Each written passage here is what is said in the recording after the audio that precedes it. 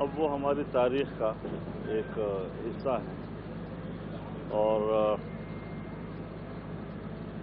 ان کے پورے خاندان کا ملک کی سیاست میں ہمیشہ ایک کردار رہا ہے، اور صرف کردار ہی نہیں بلکہ ایک مقام رہا ہے ان کا۔ صوبے کے وزیر اعلیٰ رہے، وفاق میں وزیر اعظم رہے۔ جب وہ وزیر اعظم تھے تو میں لیڈر آف دی اپوزیشن تھا، لیکن اس کے باوجود انہوں نے ذاتی تعلق میں احترام، وقار اور عزت یہ انہوں نے ہمیشہ دی ہے۔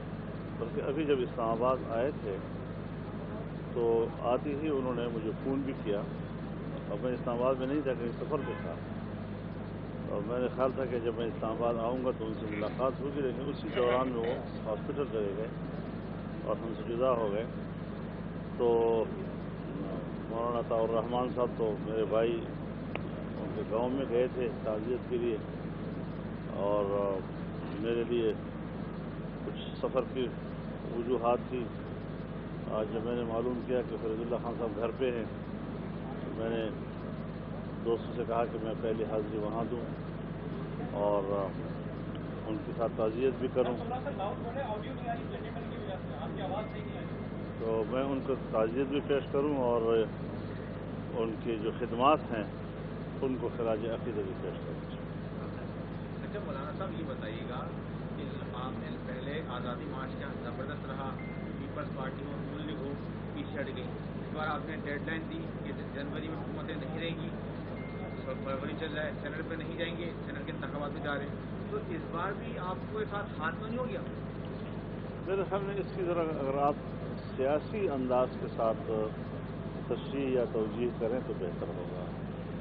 ٹھیک ہے، آپ ایک صحافی ہیں اور آپ کو اس کی تعبیر اپنی مرضی کے مطابق جیسے بھی چاہیں، لیکن ایک بات بدنظر رہے کہ ہم آئین و قانون سے باہر نہیں جا رہے ہیں۔ ہم نے کہا تھا کہ ہم استعفے دیں، اور اس خیال میں کہ اگر صوبہ سندھ کی اسمبلی ٹوٹتی ہے تو پھر سینٹ الیکشن نہیں ہو سکیں گے، جس میں خطرہ ہے کہ پی ٹی آئی جیسی جماعت جو ہے وہ اپنی جعلی اکثریت کی وجہ سے اس پر قبضہ کر لے گی۔ لیکن تمام جو ہمارے آئینی ماہرین تھے، چاہے ان کا تعلق لیبر پارٹی سے تھا، چاہے ان کا تعلق مسلم لیگ نون سے تھا، چاہے ان کا تعلق جے یو آئی سے تھا، تقریباً سب اس پر متفق تھے کہ نہیں، آئینی طور پر کوئی رکاوٹ نہیں ہوگی۔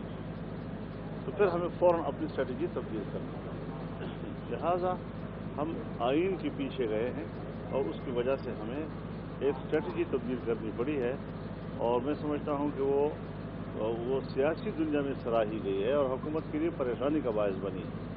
نمبر 2 یہ کہ ہم نے ڈیڈ لائن اس طرح نہیں دی ہے، ہم نے کہا آپ مستعفی ہو جائے 31 جنوری تک، ورنہ پھر ہم اپنے اقدامات کریں گے۔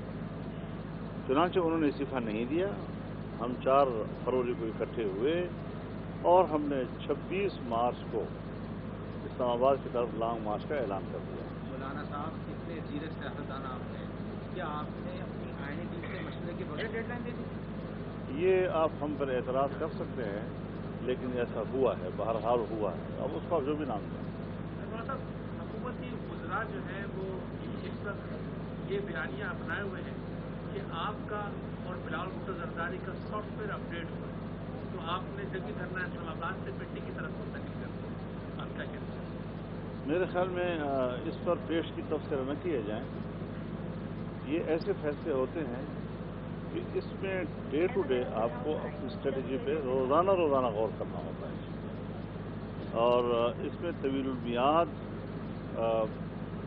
حکمت عملی جو ہے وہ مینٹین نہیں رکھی جا سکتی۔ چنانچہ 26 کو جب ہم جائیں گے اس کے بعد آپ دیکھیں گے کہ ڈے ٹو ڈے کیا ہوتا ہے اور کیا صورتحال بنتی ہے۔ تو تحریک کو اور لانگ مارچ کو اور پھر اس کے وہاں پر ٹھہرنے کو اور وہاں پر اس کی جو حکمت عملی ہوگی، وہاں اسٹریٹجی ہوگی، اس کی قیادت ہی آپس میں طے کرے گی انشاءاللہ العزیز۔ تو اس کو پیشگی، اس پر کوئی حتمی بات اس طرح کر دینا یہ شاید مناسب نہ ہو۔ ہاں صاحب، آپ لوگ بھی ایوان میں رہے، इस दफ़ा जो हुकूमत का रवैया है, पहले वो सुप्रीम कोर्ट चली गई, फिर वो ऐवान में तरमीम ले आई, अभी तरमीम और सुप्रीम कोर्ट बीच में थे, एक ऑर्डिनेंस आ गया कि यूँ नहीं तो यूँ होगा, तो ये सेनेट के इलेक्शन की किस तरफ ले जाना चाहिए? हजरत हर लिहाज से वो मस्खरा है, मस्खरा। एक तरफ वो कोर्ट में गए हुए हैं, कोर्ट में एक मसला ज़ेर समाअत है, एक तरफ इलेक्शन कमीशन ने जवाब दाखिल किया हुआ है कि शो ऑफ हैंड से नहीं हो सकता, दूसरी तरफ उन्होंने ऑर्डिनेंस जारी कर दिया जबकि असेंबली का इजलास जारी था। अब ऐसे मौके पर फौरन प्रोरोग करने का लफ्ज़ इस्तेमाल कर लेना, दुनिया जानती है कि बदनीयती पर मबनी है, तो क्या अदालत नहीं जानेगी इस बात को कि अदालत जो है वो उसमें एक केस आपका लगा हुआ है, उस पर इलेक्शन कमीशन ने जो है अपनी राय भी दी हुई है, और राय देने के बाद ये कहा जाता है कि आईन खामोश है।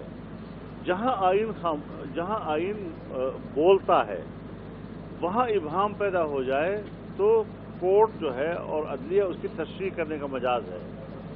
लेकिन अगर कहीं पर अदालत खुद कहती है कि आईन खामोश है तो फिर खामोशी का इलाज पार्लियामेंट की तरफ रुजू है। अगर अदालत उसके बावजूद कोई फैसला देगी तो मेरे ख्याल में मैं मशवरा यही दूंगा कि वो खुद को मुतनाज़ा न बनाए। हज़रत 2 रोज़ कबल कश्मीर के हवाले से जो हमने 5 फरवरी जिस तरह से मनाया, जो वज़ीर-ए-आज़म ने तकरीर की है कोटली में, उसको किस तनाज़ुर में आप देखते हैं? पाकिस्तान के रियासती मौक़िफ़ की नफ़ी की है, पाकिस्तान की रियासती मौक़िफ़ की उन्होंने नफ़ी की है और थर्ड ऑप्शन की बात की है जो सलामती कौंसिल की करारदादों का हिस्सा नहीं है। और 70 साल गुजर गए, आज जिस हुकूमत में मकबूजा कश्मीर की स्पेशल स्टेटस को ख़त्म किया गया और जिस पर उन्होंने खामोशी जाहिर की, आज हम कश्मीर का सियासी मुकदमा नहीं लड़ रहे हैं, आज हम वहां पर इंसानी हुकूक का मुकदमा लड़ रहे हैं।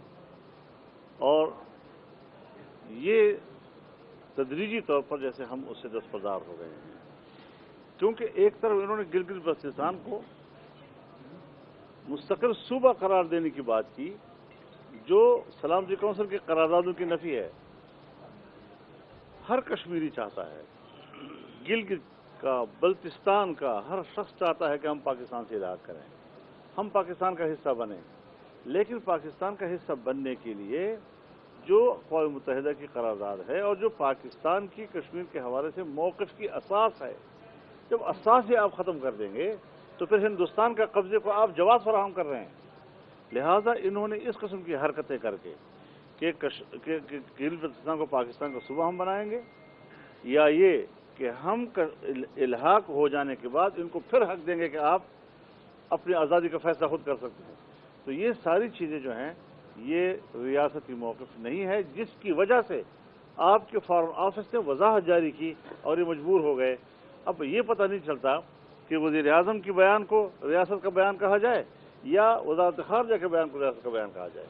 फिर आप क्या समझते हैं कि हमारा वज़ीर-ए-आज़म अहल है?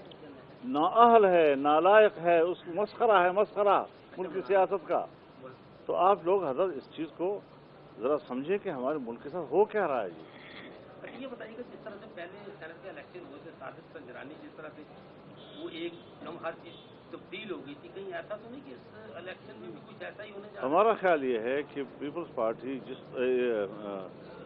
PTI जिस किस्म के लोगों को टिकट दे रही हैं वो उनकी अपनी पार्टी के अंदर नापसंदीदा है और उनके अपने लोग उनको वोट नहीं देना चाहते, जिसकी वजह से वो शो ऑफ हैंड की बात करना चाहते हैं या एक बैलेट पेपर पर अपना नाम लिख के दाखिल करें, इस किस्म की।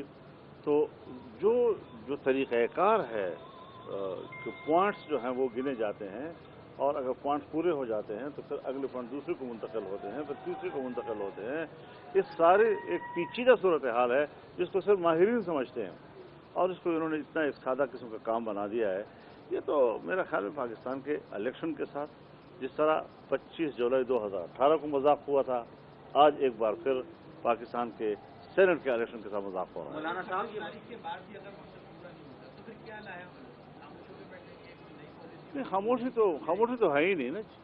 एक तहरीक है, तहरीक के मराहिल होते हैं, कभी آپ کو زیادہ لمبی جنگ بھی لڑنی پڑتی ہے، لیکن یہ نہیں کہ آپ پسپا ہو جائیں گے. پسپائی تب ہوتی ہے جب آپ اپنا موقف چھوڑتے ہیں. آخری سوال کا جواب دیں مولانا صاحب کہ آپ نے کہا کہ 26 کے بعد آپ دھرنا دیں گے اسلام آباد، لیکن پیپلز پارٹی کہتی ہے واضح موقع اپناتی ہے کہ دھرنوں کی سیاست کے ہم خلاف ہیں، نہ پہلے دھرنے دیے نہ اب دیں گے. تو کیا آپ اگر میرے خیال میں دھرنا نہیں دے گی تو اکیلے بیٹھے دیں گے؟ جو فیصلہ ہم نے کیا ہے وہ متفقہ ہے. بہت شکریہ پیپلز پارٹی نے دھرنا آپ کے ساتھ نہیں کیا. میں آپ سے عرض کر رہا ہوں کہ جو فیصلہ ہوا ہے سربراہ اجلاس میں متفقہ ہوا ہے. تو پھر اس کے بعد یہ اگر مگر اور اس طرح کے شکوک و شبہات پیدا کرنا یہ نہ کیا کریں نا کہ رسول اللہ صلی اللہ علیہ وسلم نے پناہ مانگی ہے، شک سے شقاق سے پناہ مانگی ہے. بہت شکریہ جی، بہت شکریہ جی، thank you very much, thank you very much.